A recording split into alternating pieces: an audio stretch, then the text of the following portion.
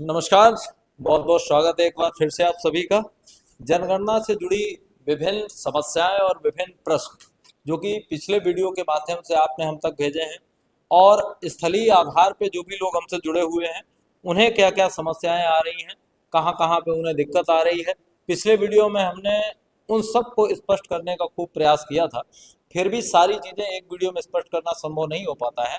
तो इसके लिए आज हमने फिर से आमंत्रित किया है प्रवेश सर को। और जैसा कि आपको पता है, मैंने पिछले वीडियो में बताया था कि प्रवेश सर जो हैं वो इस समय सुपरवाइजर भी हैं और साथ ही साथ फील्ड ट्रेनर का काम भी आपने देखा है। तो जिस तरह की भी समस्याएं हैं उन सारी समस्याओं से जुड़े हुए ढेर सारे सवाल हमारे पास हैं।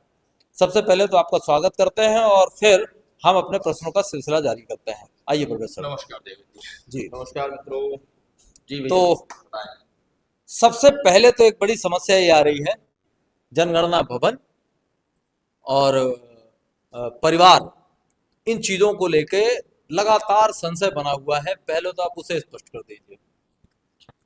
ये सबसे बेसिक सी चीज है जिस पर इतनी ट्रेनिंग होने के बावजूद भी देखा है मैंने कि अभी भी कंफ्यूजन बना हुआ है। देवेंद्र जी, मेरे खुद के जो इन्यूमरेटर्स हैं जिनकी फील्ड ट्रेनिंग भी मैंने ही करी है, उसके बावजूद पता चल रहा है कंफ्यूजन है। एक्चुअली क्या है, लोगों को भवन तो स्पष्ट हो गया कि अगर कोई सामने स्ट्रक्चर है तो वो उसको भवन मान रहा है। कंफ्यूजन कहाँ पे हो रहा है? कंफ्यूजन हो रहा है जनगणना मकान और परिवार में।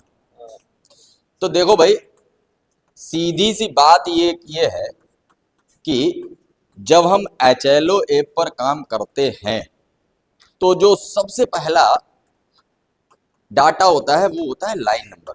देवेंद्र, वो होता है लाइन नंबर, और एक लाइन नंबर में एक परिवार दर्ज होता है। ठीक है, अब आगे समझिए। हम किसी भवन के सामने खड़े हैं और हमें ये दिखाई दे रहा है कि ये एक बिल्डिंग है।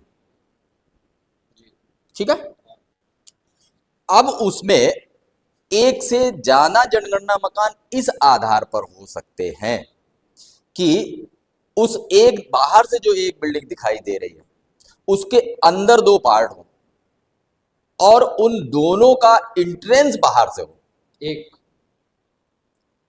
पूरी बिल्डिंग का नहीं, अच्छा, उन दोनों का बाहर से तो पूरी बिल्डिंग एक दिख रही है। सपोज दैट बना लीजिए, ज्यादा बेहतर है। दिस वन, ये है, ये पूरा एक स्ट्रक्चर है, लेकिन ये इसका एंट्रेंस है और ये इसका एंट्रेंस। यहाँ पे दो जनगणना मकान, तो अब ये क्या हुआ? भवन संख्या एक। ठीक है, और कोष्ठक में हमें क्या लिखना है? दो। यानी इसमें जनगणना मकान कितने हो गए? दो। अब देखिए परिवार क्या है। परिवार का इससे एंट्रेंस से, स्वामित्व से या उपयोग से कोई लेना देना नहीं है, उसका रसोई से लेना देना है। यदि इस सेक्शन में भी ये देखिए, एक जनगणना मकान ये हो गया, दूसरा जनगणना मकान ये हो गया, अगर इसमें भी दो भाई रह रहे हैं, ठीक है, और एक की रसोई ये है और दूसरे की रसोई ये है, तो ये क्या होगा? दो जनगणना परिवार। तो हमें ध्यान ये रखना है, जनगणना मकान से तात्पर्य, जनगणना मकान तब अलग है जब उनका इंट्रेंस अलग से हो। ठीक है, वो घुसते अपने में अलग से हो। दूसरा, अगर बिल्डिंग के किसी पार्ट का उपयोग बदल गया, ठीक है, एक जगह रह रहे हैं और दूसरी जगह उसी का स्ट्रक्चर है जिसमें भैंसे बांध रहे हैं, तो जनसंख्या। दूसरा प्रश्न जो है वो बड़ा नॉर्मल सा, ये छोटे छोटे प्रश्न हैं, इनका डायरेक्टली जवाब दिया जाएगा। पहला है, क्या AI से नजरी नक्शा बनाना ठीक है? AI से नजरी नक्शा बनाना ठीक, मैं कहूंगा जो आपको जमा करना है फाइनल नक्शा वो आपको बनाना चाहिए हाथ से। ठीक है, AI से आप क्या करिए, आपने जो बनाया है AI को डालिए और उससे ये कहिए इसको रिफाइन कर दीजिए, और रिफाइन हो जाए उसके बाद जो आपको जमा करना है वो खुद से बना लीजिए। ठीक, ओके। क्या नक्शा बनाते समय कोई माप प्रयोग की जाए, अनुपात वगैरह? यदि आप कर सकते हैं तो अपनी पूरी एचएलवी और आपको जो लेआउट दिया गया है उसको अनुपात कर लें तो ज्यादा बेटर है। इसका मैंने एक सॉल्यूशन निकाला था, वो मैं बता पिछली दूं बार कि वाले हाँ वीडियो हाँ, में हम लोगों ने वो बताया भी वो था। हमने वहां भी बताया था, और इसको और ज्यादा डिफाइन करके मैं एक पे बना के बाद में बता दूंगा कि कैसे करके मोबाइल की डिस्प्ले पे उसको मापना है, फिर उसके बाद कागज पे मापना है। ठीक है, कोई ऐसा प्लॉट जिसकी दीवारें तो हों लेकिन छत नहीं हो, क्या वो गिना जाएगा? ऐसा कोई भी स्ट्रक्चर जिसमें छत नहीं है, आपको उसको जनगणना भवन नहीं देना है, भवन संख्या नहीं देनी है, बशर्ते आप, छत का मतलब ये नहीं है कि ईंट और लेंटर ही हो। अगर उसने त्रिपाल या पन्नी भी डाल रखी है तो उसको भी हम छत मांगे, लेकिन इस प्रकार का कोई भी अरेंजमेंट नहीं है, छत है ही नहीं, तो फिर हम उसको जनगणना भवन नहीं मानेंगे। ठीक है, क्या ट्यूबवेल की कोठरी गिनी जाएगी? बिल्कुल गिनी जाएगी। ऐसा कोई ट्यूबवेल की कोठरी कोई ऐसी नहीं होगी जिसकी छत खुली हो। हाँ, ठीक है, खुली है। तो ऐसी कोई भी स्ट्रक्चर जो 2 मीटर लंबा, 1.5 मीटर चौड़ा और 2 मीटर ऊंचा और उसमें छत पड़ी है, चाहे वो कोठरी हो या कुछ भी हो, उसको हमें जनगणना भवन देना है, अगर वो हमारी एचएलवी के अंदर है तो। अब कुछ स्ट्रक्चर मैं बना रहा हूँ जी। जो धार्मिक स्थल है हमारे। हाँ। ठीक है, मान लिया एक कंडीशन हो सकती है, को मंदिर हो। हाँ। गांव में मंदिरों की संख्या बड़ी कम होती है, अगर हम ग्रामीण की बात करें। यहाँ पे ज्यादातर थान वाली व्यवस्था होती है। मंदिर हो सकता है, थान, थान का मतलब ये हुआ कि एक चबूतरा है, वहाँ एक पेड़ है और यहाँ कुछ मूर्तियां रखी हुई हैं। हाँ। एक ये स्थिति। तीसरी सबसे बड़ी समस्या आती है मस्जिद और ईदगाह को लेकर। यहाँ बड़ी समस्या देखने को मिल रही है कि मंदिर वाला तो ठीक है क्योंकि उस पर छत है, उसे तो हम काउंट करेंगे। थान वाले में छत नहीं है, एक चबूतरा है, वहां पे कुछ मूर्तियां रखी हैं, एक पेड़ खड़ा हुआ ये है। थान वाला जो है, इसको हम भवन संख्या नहीं देंगे क्योंकि वो केवल चबूतरा है हाँ, और वहां कोई भी न दीवार है न कोई छत है। ठीक। दूसरा मस्जिद हो गया, मस्जिद, मस्जिद में छत होती है, हाँ, बिना छत छत के, के हाँ मस्जिद हाँ, नहीं। मस्जिद। ईदगाह, ईदगाह, हाँ, कंफ्यूज कर रहा है। ईदगाह में केवल दीवार होती है, हाँ, उसमें कोई भी छत नहीं होती, इसलिए उसको भी हम कोई भी भवन संख्या नहीं देंगे। नहीं देंगे। ठीक है, तो ईदगाह को भवन संख्या नहीं देनी है। एक और समस्या है जी। कि अगर ऐसी स्थिति हो कि मान लिया ये पूरा प्रांगण है, ये पूरा मकान बना हुआ है, यहाँ से उस व्यक्ति का इंट्रेंस है और यहाँ उसने ऐसे ऐसे ऐसे करके 7-8 दुकानें काट रखी हैं। इनका प्रत्येक दुकान का अपना दरवाजा है, अपना शटर लगा हुआ है, यहाँ से वो एंट्री करता है, यहाँ उसका निवास वाला स्थान है, यहाँ वो रहता है। अब ऐसी स्थिति में इस भवन में क्या दुकानों को अलग नंबर दिया जाएगा और इस मकान को अलग नंबर दिया जाएगा? देवेंद्र जी, बहुत अच्छी स्थिति ये है, आपने जो सैंपल लिया है, और अगर जरा सा भी टाउन छोटा सा भी है तो ये बहुत स्थिति सबके सामने आएगी। अब इसमें देवेंद्र जी 2 स्थितियां बन सकती हैं। ये मकान जिसका है, ठीक है, और उसी की सारी दुकानें हैं, ठीक है, तो फिर ये आएगा आवास प्लस सह व्यवसाय वाला है, अन्य उपयोग। अन्य उपयोग, हाँ। ठीक है। ठीक है, हाँ, लेकिन हाँ, यदि ये व्यक्ति जो यहाँ रह रहा है उसने दुकानें सारी किराए पर उठा रखी है, किराए पर उठा रखी है, तो फिर इसमें क्या होगा, ये भवन एक होगा। प्योर आवास। ठीक है, प्योर आवास नहीं, ये पूरा स्ट्रक्चर हाँ, एक भवन संख्या इसको पूरे को एक मिलेगी। अब जनगणना मकान कितने इसमें होंगे, ये वाला एक अलग जनगणना मकान जिसमें वो रह रहा है, और इन सारी दुकानों को एक एक अलग जनगणना मकान माना जाएगा। ठीक है, भवन एक, मकान अलग। मकान अलग। ठीक।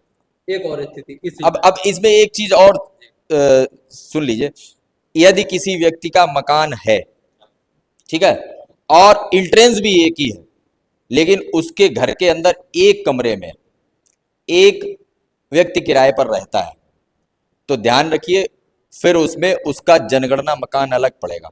वो एक किराए वाला जो है उसके लिए एक्सेप्शन है, वो चाहे जहां रहे, फिर उसके लिए ना हम इंट्रेंस देखें ना कुछ देखें, जो किराए पे रह रहा है उसका एक जनगणना मकान अलग होगा। ठीक। ऐसी दुकान वाली स्थिति और है, मान लिया एक स्ट्रक्चर है, ज्यादातर रोड पे हमें ऐसा ही देखने को मिलता है कि एक व्यक्ति ने ऐसे करके दुकानें बना रखी हैं अपनी बहुत सारी। ठीक है, और कुछ नहीं है, मकान वकान कुछ नहीं है, यहाँ कुछ नहीं है, केवल ऐसी दुकानें बना रखी हैं। ये 1 नंबर, 2 नंबर, 3, 4, 5, 6, 7, 8 दुकानें मान लिया। उसकी दूसरी दुकान रेंट पे है, फिर पांचवी दुकान रेंट पे है, सातवीं दुकान रेंट पे है। अब ऐसी स्थिति में यहाँ नंबरिंग कैसे होगी? बाकी दुकानों में क्या है? बाकी दुकानें अभी उसने उठाई नहीं, वो उसकी अपने स्वामित्व की हैं, जिसकी हैं उसके अपने स्वामित्व की हैं। तो इस स्थिति में ये करिए कि वस्तुतः सारी जो है उसको बिल्डिंग एक मान लीजिए, यानी जनगणना भवन एक मान लीजिए, और जितनी भी है इन सबको जनगणना मकान अलग अलग मान लीजिए। क्योंकि हाँ, जब जब जब आप उसको प्रकार में दिखाएंगे और जैसे ही आपने ऑफिस और वो दिखा दिया तो फिर आगे वो स्वामित्व कुछ नहीं पूछता है, सीधा आपको लास्ट में ले आता है। तो ऐसी स्थिति से बचने के लिए, क्योंकि या तो एक साइड में होती, हाँ अलग अलग फुटकर करके है, तो इसमें आप क्या करें, सारी को अलग अलग जनगणना मकान मान लीजिए। भवन एक, भवन एक, भवन एक, हाँ ठीक ठीक ठीक, ओके ओके। अब जो है एक और प्रश्न है, हाँ ये तो हो गया। नंबरिंग को लेकर के बड़ी समस्या हो रही है, हाँ बड़े सवाल आए नंबरिंग को लेकर के कि हमने बताया कि नॉर्थ वेस्ट से शुरू करना है और साउथ ईस्ट में उसको खत्म करना है। तो ये समस्या आ रही कि हमने ऐसे करके बता दिया सर्पिलाकार में ऐसे खत्म करो, अगर गलियां वैसी नहीं है, गलियां होती नहीं किसी हाँ तो गलियां अगर ऐसी नहीं है तो ऐसे हम जा ही नहीं सकते। तो इसके लिए व्यवहारिक तरीका अपनाया जाए, ये ज्यादा बेहतर है, व्यवहारिक तरीका। ऐसी स्थिति में हमें क्या करना है, जैसे सपोज दैट आपकी देवन जी HLV इस टाइप की है, ठीक है। अब इसमें यहाँ पे कोई बिल्डिंग नहीं है और बिल्डिंग बसी हुई है आपकी ऐसी ऐसी, ठीक। फिर एक ऐसी आ गई गली, ऐसे करके घूमी और ये खत्म हो गई, ठीक। ये आई ऐसे करके यहाँ घूम गई, ठीक है। अब आप बताओ इसको अब ये वाला तरीका काम ही नहीं आएगा, गली के तो सारे उस स्थिति में क्या करना है आपको कि जो नॉर्थ वेस्ट है, ऊपर नॉर्थ होता है, तो नॉर्थ वेस्ट केवल यही नहीं है देवेन जी, नॉर्थ वेस्ट यहाँ भी है, ठीक है। हम यहाँ से भी शुरू कर सकते हैं, ठीक है। खत्म करने को हम चाहें तो अब ये साउथ ईस्ट ये हो गया, आइडियल कंडीशन तो ये हो गई, लेकिन अगर यहाँ पे नहीं खत्म हो रहा है और अगर यहाँ पे खत्म हो रहा है, ठीक है, तो हम यहाँ भी खत्म कर सकते हैं, ठीक है। अब कहीं पता चला गली ही ऐसी करके है, ऐसी करके, ठीक। अब इसमें स्पाइरल चल ही नहीं सकता, तो आप क्या करिए, नॉर्थ वेस्ट वाले से शुरुआत करिए, इसको खत्म कर लीजिए, फिर इसको खत्म कर लीजिए, इसको खत्म कर लीजिए, इसको खत्म कर लीजिए, लास्ट में इसको खत्म कर लीजिए। तो हमारा जो लास्ट नंबर है वो इस साइड में आना चाहिए। अब कुछ सवाल जो है वो इन कमेंट्स के माध्यम से आए हैं, उनको देख लेते हैं। क्या किसी HLV मैप को बीच से डिवाइड करके डायरेक्शन देखनी चाहिए? मैं समझ नहीं पाया क्या पूछना चाह रहे हैं। शायद ये कहना चाहते होंगे कि जब हमें उसे सेट करना होता है पूरे को, तो क्या बीच से डिवाइड कर लें, जैसे पूरी HLV इस तरह की है, कुछ ऐसे मान लिया ऐसे है, तो यहाँ से डिवाइड करके फिर देखें कि कहाँ पे क्या है, वो अपने ऊपर निर्भर करता है। मोटा मोटा यही है कि जब आपका नॉर्थ ऊपर है, ठीक है, तो नॉर्थ केवल यही थोड़ी है, तो इसका मतलब ये है, ठीक है। तो ये बीच वाला हिस्सा जो है, यहाँ जहां भी आपको पहला मकान मिल जाता है, पहला मकान क्या मकान मिल जाता है, वहां से आप पहला तो आपको डिसाइड करना है। अगर मेरी HLV में जिस आदमी का पक्का घर है और उसी आदमी का थोड़ी दूरी पर ही मेरी HLV के अंदर ही भूसा वाली जगह झोपड़ी है, तो उसमें भवन नंबर देंगे या नहीं देंगे? उसकी जनगणना कौन से नाम से करेंगे, उसी आदमी के नाम से या दो दो भवन है? असल में इन्होंने अभी खोल के देखा नहीं होगा कि जहाँ पे निवास नहीं है वहां पे कुछ मांगा ही नहीं जा रहा है। असल समस्या है जहाँ पे निवास नहीं है वहां पे जैसे ही आप उसका ये दिखा देंगे वो कच्चा है पक्का है, उसके बाद खेल खत्म, फिर कुछ नहीं, फिर पूरा लागू नहीं लिख के आ जाता है। लेकिन इनका एक प्रश्न सही था, सपोज दैट एक ये सड़क है और एक यहाँ पर एक व्यक्ति का और उसी का यहाँ पर एक टीन सेट पड़ा हुआ है, दोनों का स्वामी एक ही है, ठीक है। तो क्या इसको और इसको अलग अलग भवन माना जाए या ना माना जाए? ये आपके हिसाब से क्या होना चाहिए? ये तो अलग भवन है, दोनों अलग अलग है, रास्ता बीच में है तो भवन अलग ही है। अब देखिए इसमें क्या है, तो दो चीजें डिपेंड करती है। अगर ये रास्ता इस टाइप का है कि परमानेंट यहाँ पे सड़क बनी हुई है, हाँ ठीक है, तो फिर तो अलग हो रहा है, तो निश्चित रूप से अलग है, चाहे उनका उपयोग किसी भी प्रकार का हो या ना हो। सपोज दैट यहाँ पर एक खाली लोग निकलते हैं, हाँ ठीक, सड़क वड़क कुछ नहीं है, जैसे घर के गांव में कहते हैं पगडंडी है बीच में 3-4 फुट की, ठीक है, और इसमें भी रहते हैं और इसमें भी रहते हैं, दोनों में रहते ही है, तो फिर दोनों को आप एक ही जनगणना भवन मान सकते हैं। लेकिन इनका जो प्रश्न था कि एक जगह भूसा भर रहा है, तो भैया जनगणना मकान अलग हो जाता है अगर उसका उपयोग बदल गया। ठीक है, ये उठा के आप यहां रख दो तो एक ही होता है। नहीं होगा। आप भी भवन संख्या 1 जनगणना मकान 2, क्योंकि इसका उपयोग, मकान दो, हाँ, क्योंकि उसका, हाँ, उपयोग अलग है। उपयोग अलग है। ऐसे ही जुड़ा हुआ सवाल है, मैं कंडीशन बना के बता देता हूँ। ये एक पूरा परिसर है और उस परिसर में इन्होंने बताया है कि ये मेन गेट है, मान लिया एंट्रेंस गेट है। यहाँ पे एक व्यक्ति ने अपना मकान बना रखा है, प्रॉपर इसमें वो रह रहा है। यहाँ पे उसने कोई टीन सेट डाल रखा है, यहाँ पे भैंसे बांध रखी है, गाय बांध रखी है। तो अब क्या करना है? तो वही स्थिति, हालांकि आप स्पष्ट कर चुके हैं कि भवन एक ही है लेकिन जनगणना मकान दो है। एक गैर आवासीय वाला है दूसरे उपयोग के लिए और एक आवासीय है आवास के उपयोग के लिए। ठीक है, चलो मैं पकड़े हूँ। एक और है कि एडिट कर सकते हैं या नहीं, वो तो मैं बता दूं।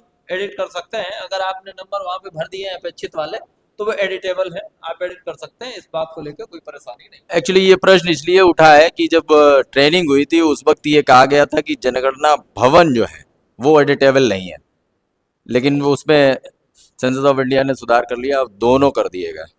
हाँ, तो दोनों चीजों में सुधार कर सकते हैं। हाँ, अगला सवाल वो रिपीट हो रहा है कि पतली गली है, नंबर कैसे डालें? सर्पिलाकार तो है ही नहीं तो वो हम लोग क्लियर कर चुके हैं, सर्पिलाकार नहीं है, कोई दिक्कत नहीं है। किसी अपार्टमेंट का नक्शा कैसे बनाएं, ये क्या पूछना चाहते हैं दीपचंद यादव, समझ नहीं आ रहा। अच्छा, वो स्टोरी वाइज अपार्टमेंट एक के ऊपर एक के ऊपर एक, अब इसका मैप कैसे बनेगा? अच्छा, ये चीज तो आप इसमें ऐसा कर सकते हैं, जैसे अपार्टमेंट अगर है तो उसका एक स्ट्रक्चर बना दीजिए। ठीक है, अगर बहुत बड़ी नगर पालिका या नहीं है हाउसिंग सोसाइटी, तो क्या करना है, आपको भवन एक मानना है और जनगणना मकान उसमें जितने भी फ्लैट्स हैं उतने मानने हैं। तो आपको अभी आप मैप पे कैसे सोच रहे हैं? मैं आप ही के उस पे आ जा रहा हूँ। अभी आप फ्लैट में, चलो मुंबई में नहीं थे जहाँ हाई राइज बिल्डिंग थी 40 हाँ, 40 मंजिल वाली, ठीक है, गांव में या अभी आप जहाँ हैं 3 मंजिल तो थी, हाँ, तो आपने किसी भी स्ट्रक्चर की 3 मंजिल बनाई थी? नहीं। तो फिर 50 मंजिल की कैसे बनेगी? वही सीधा सा आपने क्या करना है, फ्लैट जो है उसको भवन संख्या जो भी मान लेनी है और उसमें जितने भी फ्लैट है, सपोज 25 फ्लैट्स हैं, हमने 25 ब्रैकेट में लिख दिया। ठीक है, हाँ, क्योंकि मैप में तो दिखाया नहीं जा सकता। मैप जब इमारत थोड़ी दिखा लेंगे। जब आप 2 मंजिल नहीं दिखा रहे, 3 मंजिल नहीं दिखा रहे, तो 10 मंजिल भी नहीं दिखाएंगे। सर, यदि 2-4 गलियां पैरेलल और उत्तर दक्षिण में हैं तब उन पर हाउस नंबरिंग कैसे हो जाएगी? बता चुके हैं भैया, ये तो हो चुका है। लो मैं एक बार और बता दूं, निश्चित मान लीजिए, आप सिर्फ ये ध्यान रखिए कि मोटा मोटा नॉर्थ ईस्ट से शुरू करिए, साउथ वेस्ट में खत्म कर दीजिए। और एक चीज ध्यान रखिए, क्या ध्यान रखना है कि कोई छूटे ना और किसी को दोबारा नंबरिंग ना हो, बस इतना मोटा ध्यान रखिए। अगला प्रश्न है, परिवार का क्रमांक कैसे देना? वैसे एक बात बताऊं मैं आपको, आप परिवार का क्रमांक दे भी नहीं दे भी सकते। नहीं सकते, वो ऑटोमेटेड। आप अगर चाहें भी तो परिवार का क्रमांक नहीं दे पाएंगे। हाँ, इसमें ये हो सकता है कि हम कैसे जाने कि इसमें एक परिवार है या 2 परिवार। वो मैंने आपको बता दिया कि अगर रसोई है, जितने भी व्यक्ति एक रसोई से खाना खाते हैं वो एक परिवार है, और जब आप उनकी एंट्री करेंगे आपका HLO है वो परिवार के ही आधार पर चलता है। एक लाइन नंबर में एक परिवार आता है और परिवार क्रमांक संख्या ऑटोमेटिकली जनरेट होती है उसके द्वारा। आगे वाले सवाल लगभग ऐसे हैं, उन सबका जवाब हो चुका है अभी तक की बातचीत में। एक ही भवन में एक ही रूफ के नीचे शॉप है और एक हाउस है, दोनों का गेट अलग अलग है बट भवन एक है, उसको मैप पर कैसे शो करेंगे? और दोनों एक ही ऑनर के हैं तो वो एक जगह ही शो करना है। ठीक है, ये समृद्धि करके हैं। उसके बाद मंजू लता द्विवेदी, इनका सवाल स्पष्ट हो चुका है कि चारों दीवारें हैं, चारों ओर दीवारें हैं मगर छत की जगह टीन है। तो छत की जगह टीन हो चाहे केवल पन्नी पड़ी हो, वो छत है। हाँ, उसमें आपको दिखाना है कि छत कैसी है, कंक्रीट की है या कैसी है। अनुमानित भवन एडिट किया जा सकता है, हमें तो यही बताया गया, बिल्कुल एडिट किया जा सकता है। सुपरवाइजर मैप कैसे बनाएं, ये आपके डिपार्टमेंट का सवाल है। जहां तक मेरी जानकारी है, सुपरवाइजर सर्कल का मैप नहीं बनाना है। हाँ, उनको जो मैप मिला हुआ है उनके अपॉइंटमेंट लेटर के साथ, अगर वो स्पष्ट नहीं है तो वो अपना बनाए। तभी वो अपना बनाए, अन्यथा की स्थिति में खुद की समझ के लिए, हाँ, खुद का काम आसान करे। अन्यथा किसी भी सुपरवाइजर को अपने एससी सर्किल का जो है मैप नहीं बनाना है। ये अमर सिंह हैं और इनका सवाल है वो स्पष्ट हो चुका है लगभग कि प्लॉट में बाउंड्री वाल बना है, नंबर देना है, बिल्कुल नहीं देना है अगर उसमें कोई छत नहीं है तो। सरकारी ट्यूबवेल को नंबरिंग देनी है, प्राइवेट हो सरकारी हो, ट्यूबवेल की कोठरी है, नंबर देना है। मेरा एचएलबी कुछ ऐसा है, मेरे मैप में आबादी एक कोने पर है और खेत एरिया ज़्यादा है, और एक घर या ट्यूबवेल जैसा है आउटर बाउंड्री बनाने पर, जो तहसील से मिले पेपर में इतना छोटा है कि आबादी में और घर मेंशन नहीं हो पा रहा है, तो क्या आबादी वाले एरिया को मेजर बना दे दें और बाकी एरिया को छोटे स्केल में बना सकते हैं? बिल्कुल आपको यही करना पड़ेगा, नहीं तो आपको मैप ही नहीं बनेगा। घर फिर इतने छोटे हो जाएंगे कि उनके भीतर नंबर लिखना मुश्किल हो जाएगा, और नंबर आपको घर के भीतर लिखना है।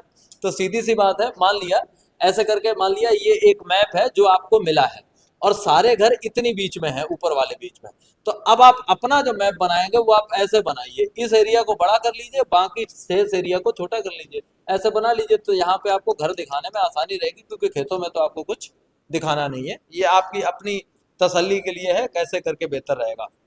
क्या जनगणना की शुरुआत उत्तर पश्चिम दिशा से ही करनी है? क्लियर हो चुका है।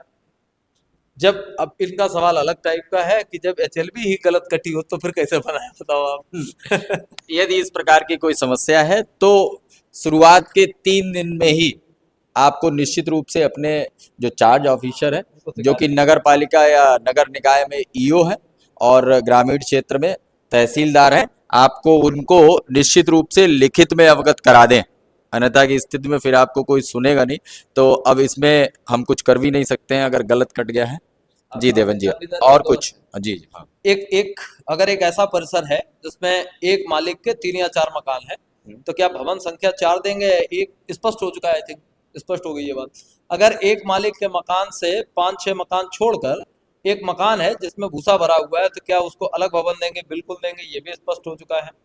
भवन का संबंध परिसर से है और एक परिसर मतलब एक भवन, ठीक बात है। एक यहाँ पे दिया गया है कि खुले में शौचालय वाला ऑप्शन प्रयोग करना है कि नहीं, उसकी जगह साझा शौचालय वाला ऑप्शन प्रयोग करें, क्योंकि मोदी जी ने शौचालय सबको दिया है और लोगों ने तोड़ डाला, वो अलग बात। अब वो ये कहते हैं कि देखिए, आप दिखाओगे क्या?